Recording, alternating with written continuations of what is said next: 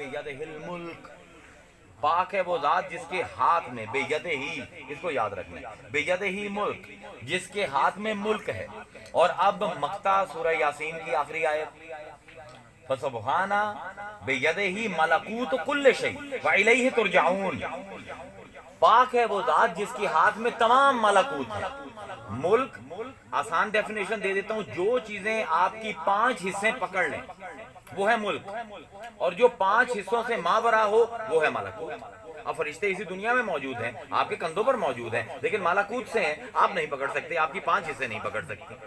تو ملکوت ہر وہ چیز ہے جس کو ہماری حصے جان نہ سکیں، اور ملک ہر وہ چیز ہے جس کو ہماری 5 حصے جن کا ادراک کر سکیں۔ تو اللہ کہہ رہا ہے کہ ملک جو تمہیں نظر آتا ہے، جس کو چھو سکتے ہو، جس کو دیکھ سکتے ہو، جس کو سونگ سکتے ہو، جس کو پکڑ سکتے ہو، وہ بھی میرے ہاتھ میں ہے، اور جس کو تم پکڑ، چھو، دیکھ، سن نہیں سکتے، وہ بھی میرے ہاتھ میں ہے۔ تبارک الذی بیدہ الملک فسبحان الذی بیدہ ملکوت، ملکوت میرے ایک ہاتھ میں، ملک میرے ایک ہاتھ میں۔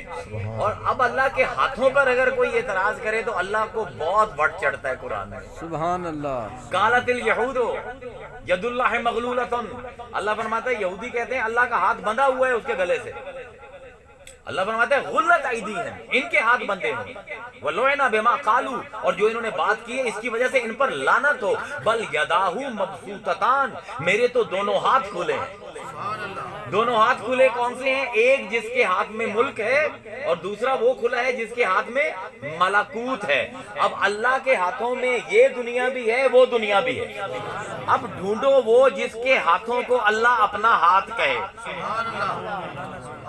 ان الذین یبایعونک انما یبایعون اللہ ید اللہ فوق ایدیہم، مصطفیٰ جنہوں نے تیرے ہاتھ پہ بیعت کی، انہوں نے تیرے ہاتھ پہ بیعت نہیں کی، انہوں نے اللہ کے ہاتھ پر بیعت کی، اور اللہ کے ہاتھوں میں ملک بھی ہے اور ملکوت بھی۔ تو امام ابو حنیفہ کہتے ہیں کہ اس کائنات کا اصلی مالک محمد ہے۔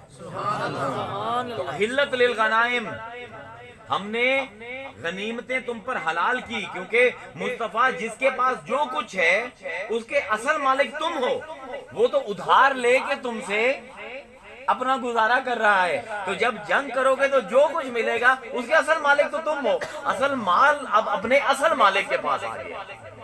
واہ۔ اور پھر آگے فرمایا جعلت للعرض مسجدا وطہورا، سبحان اللہ۔ جعلت بنا دی گئی، لی یہ یائے متکلم ہے اور لام تعلیل ہے، لام تعلیل ہوتی ہے علت، وجہ کسی چیز کی، اور یائے متکلم ہوتی ہے اپنی طرف، میرے لیے بنا دی گئی زمین پاکیزہ اور مسجد۔ سبحان اللہ۔ یہ بھی سمجھنے کی بات ہے۔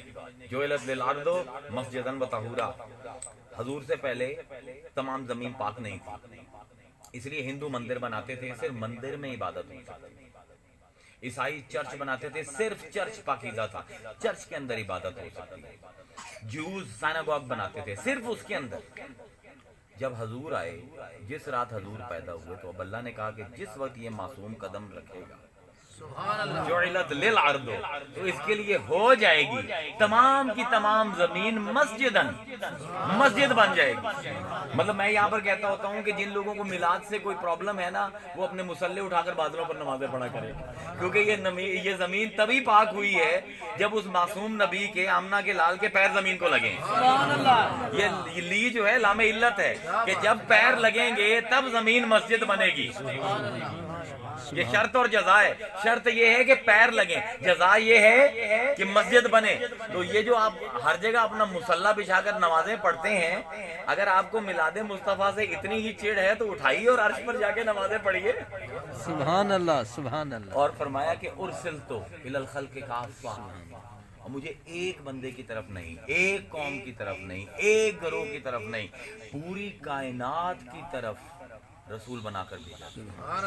وہی بات جو ہم پہلے کہہ رہے تھے کہ رسول، اللہ نے کیوں کہا انما ولیکم اللہ ورسولہ، کہ جب تک تیری رسالت قائم ہے تب تک تو کارسازی کرے گا لوگوں کو، کب تک رسالت قائم ہے؟ جب یہ جہان بھی مٹ جائے گا، اگلا جہان شروع ہو جائے گا، جب وہاں پر بھی اگلے جہان میں بھی گزارا آپ کا کیسے ہوگا؟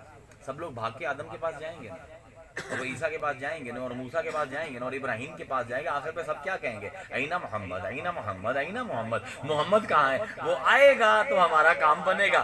کارسازی وہاں بھی میدان حشر میں بھی محمد کرے گا، اور قرآن کی آیت کہہ رہی ہے یہاں پر بھی کارساز تمہارا مصطفیٰ ہے۔ انما ولیکم اللہ ورسولہ، تمہارا کارساز صرف اور صرف اللہ ہے اور اس کا رسول ہے، والذین آمنوا، اور وہ مومن ہیں۔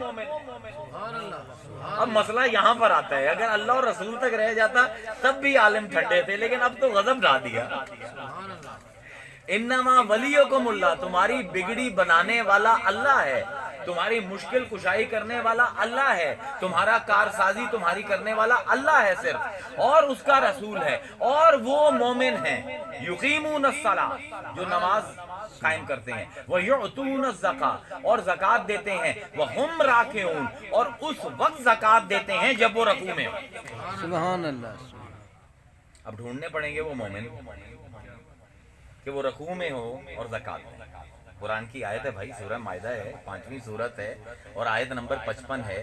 اب جائیے پڑھیے تفسیر، میں آپ کو دعوت دیتا ہوں۔ امام راضی کی تفسیر کبیر پڑھیے، امام طبری کی تفسیر طبری پڑھیے، اور امام زمخشری کی تفسیر زمخشری پڑھیے۔ 3 بنیادی طور پر بلند ترین تفسیریں ہیں اسلام میں، ان تفسیروں پر کوئی ہاتھ نہیں اٹھا سکتا۔ راضی وہ بندہ ہے کہ آپ صرف سورہ حمد کی تفسیر میں 300 صفحہ لکھیں، صرف حمد لفظ کے اوپر 15,000 صفحے، 12,000 صفحے کی تفسیر ہے، اور جس کو ہوا بھی لگ جائے نا تفسیر کبیر کی، وہ مفتی بن جاتے ہیں۔ 3 کتابیں ہیں بڑی اسلام میں تفسیر میں، زمخشری، طبری اور راضی، تینوں نے لکھا ہے۔ اور پھر ایک بہت بڑا نام ہے، آپ شاید نہ سنا ہو نام، تفسیر ان کی کتاب سب جانتے ہیں، احکام القرآن۔ یہ احکام القرآن پہلی کتاب ہے جو قرآن کے لیگل ایسپیکٹ پہ لکھی گئی ہے، قرآن سے قوانین کیسے نکالنے ہیں۔ یہ سب سے پہلے ابو بکر جساس 300 ہجری میں انہوں نے مسلمانوں کو سکھایا۔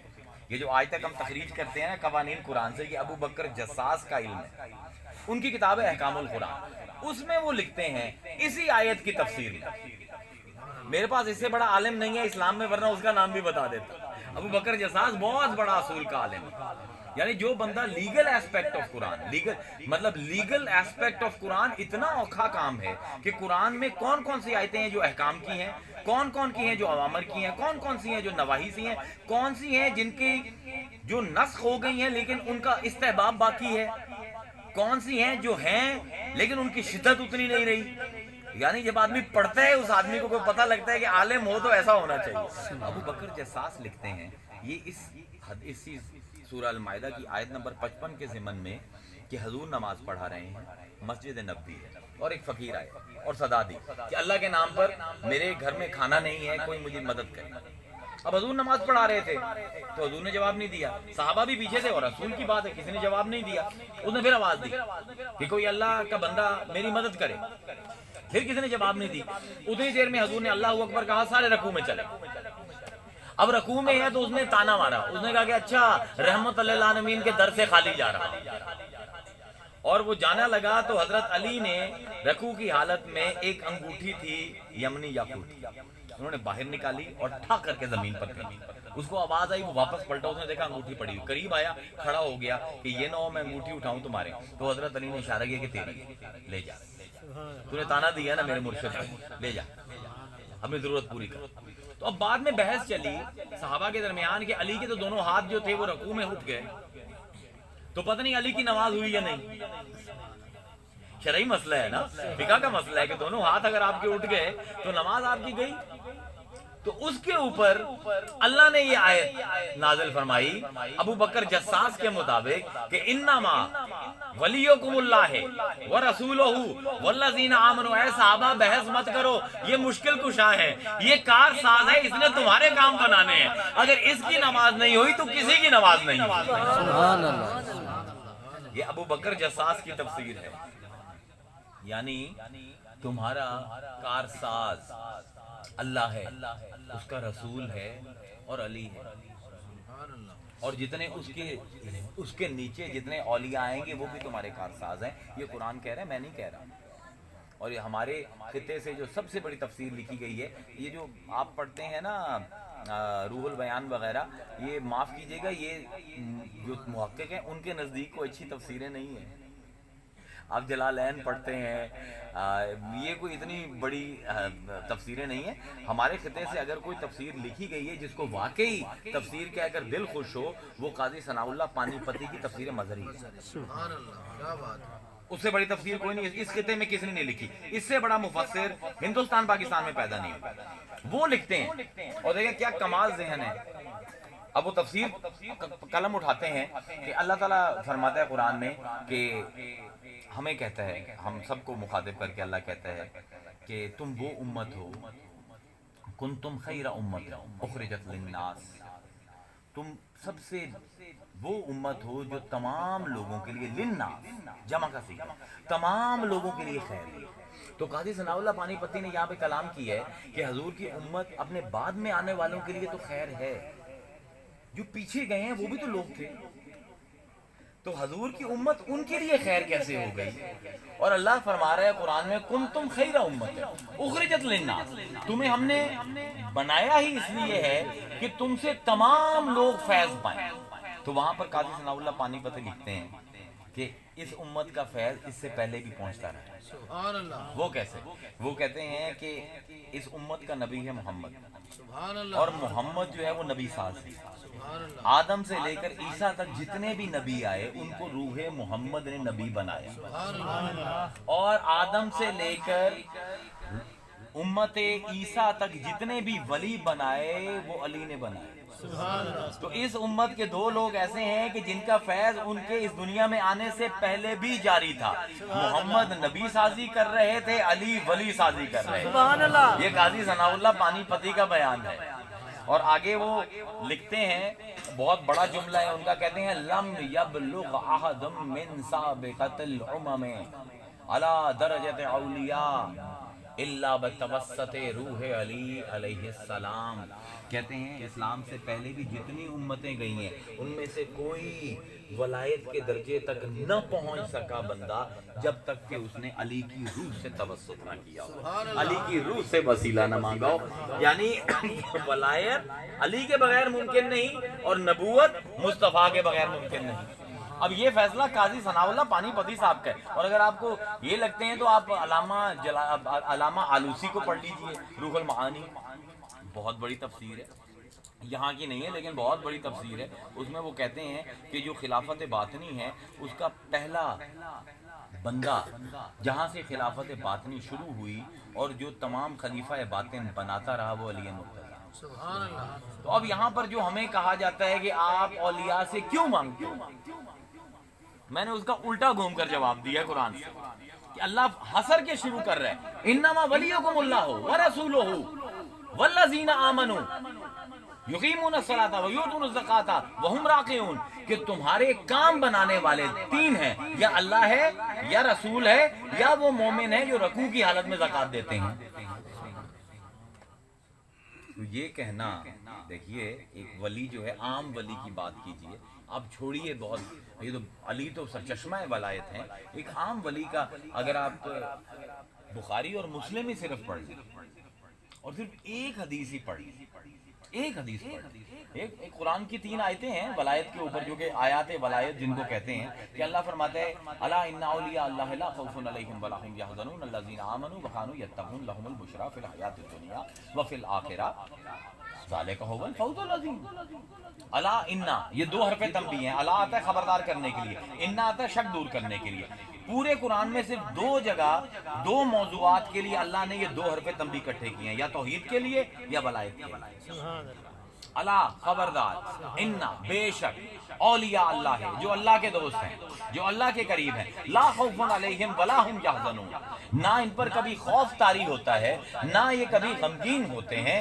الذین آمنوا وکانوا یتقون، یہ وہ لوگ ہیں جو کامل ایمان رکھتے ہیں اور کامل تقوی رکھتے ہیں۔ لہم البشریٰ فی الحیاۃ الدنیا وفی الآخرہ، ان کی نشانی یہ ہے کہ دنیا میں بھی ان کو خوشخبری دی جاتی ہے اور آخرت میں بھی ان کو خوشخبری دی جاتی ہے۔ لا تبدیل لکلمۃ اللہ، اللہ کہتا ہے جو بات ہم کر دیں وہ تبدیل نہیں ہوتی۔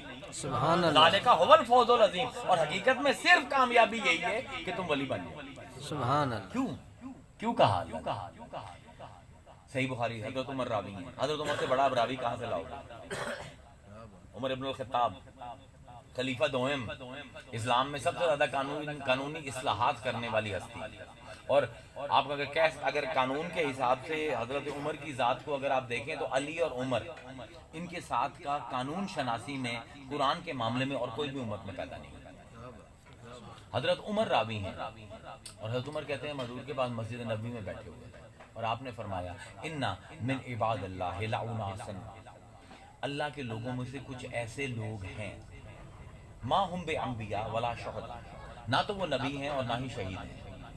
یغبطہم الانبیاء والشہداء بمکانہم من اللہ تعالی یوم القیامہ، قیامت کے دن اللہ ان کو ایسے مقام عطا کرے گا، ایسے گھر عطا کرے گا کہ ان کے مقام کو دیکھ کر شہید بھی رشک کریں گے اور نبی بھی رشک کریں گے. یغبطہم ہے، جا کے لغت اٹھا لیجیے اگر میں غلط ترجمہ کر رہا ہوں. رشک کریں، حیرت سے دیکھیں گے یار اتنے مقام، اللہ نے اتنا مقام دے دیا ہے. تو حضرت عمر کہتے ہیں کہ یہ بات سن کر ہم حیران ہوئے کہ نہ شہید ہیں اور نہ نبی ہیں، اور شہید اور نبی ان لوگوں کے اوپر فخر کر رہے ہیں. ابھی ہم یہ بات کر رہے تھے کہ حضور نے فرمایا ساتھ ہی کہ لا خاف اذا خاف الناس لا یحزنون اذا حزن الناس، جب لوگ قیامت یوم حشر کو غم زدہ ہو رہے ہوں گے یہ سکون سے ہوں گے، اور لوگ خوف زدہ ہو رہے ہوں گے کہ حساب شروع ہونے والا ہے یہ سکون سے ہوں گے. حضرت عمر کہتے ہیں کہ اب میرا دل بھرا ہے تو میں نے کہا کہ تخبرنا من ہم یا رسول اللہ، ہمیں خبر دیجئے وہ کون لوگ ہیں، وہ کون لوگ ہیں. تو آپ نے نشانی کیا ان کی؟ آپ نے فرمایا وجوہہم نور، ان کے چہرے نور والے ہیں.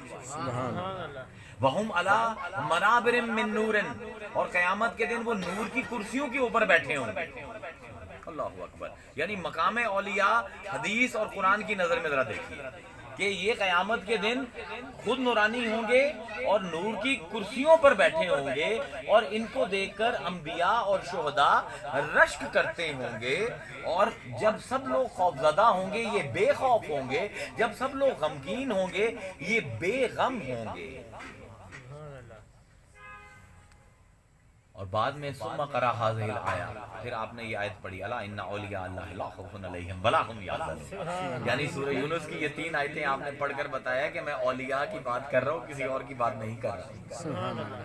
اللہ کہہ رہا ہے کہ تمہارے کارساز 3 کیٹیگریز میں تمہاری کارسازی ہونی ہے.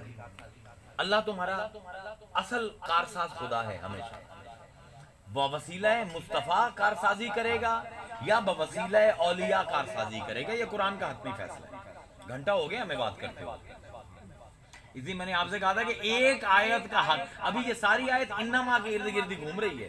ہماری ساری بحث جو ہے انما کے ارد گرد گھوم رہی ہے. یعنی اللہ یہ فرما رہا ہے کہ صرف اور صرف یہ بات ہے کہ جب تمہارے کام بنانے کی بات آئے گی صرف 3 ہستیوں کی طرف دیکھنا، یا میرے رسول کی طرف یا میری طرف یا میرے اولیاء کی طرف، اور کسی طرف دیکھنے کی اجازت نہیں ہے. باقی ہاں دنیا کے وسیلے ہیں، آپ کوشش کیجئے ان کو پکاریے. یہ جو ہمیں علت پڑ گئی ہے کہ جی غیر اللہ کو آواز دینا مطلب معاذ اللہ شرک ہے، تو پھر تو یہ جو حدیث حشر ہے یہی سب سے بڑا شرک ہوگا کہ سارے لوگ کبھی حضرت آدم کے پاس جا رہے ہیں، کبھی حضرت عیسیٰ کے پاس جا رہے ہیں، حضرت ابراہیم کے پاس جا رہے ہیں. بھائی اللہ کے پاس کیوں نہیں جاتے؟ تو یہ بات ایسی نہیں ہے. شرک کو کبھی اگر آپ کا دل کرے گا تو میں آپ کو شرک کو ڈیفائن کروں گا آپ کے سامنے کہ شرک قرآن میں کہتے کس کو ہیں. اس کو نہیں ہے جس کو آپ شرک سمجھ رہے ہیں. اب انہوں نے مجھ سے فرمائش کی تھی، کدھر گئے عمر؟ فرمائش کی